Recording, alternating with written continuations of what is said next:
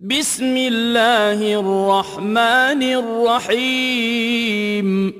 قل أعوذ برب الناس ملك الناس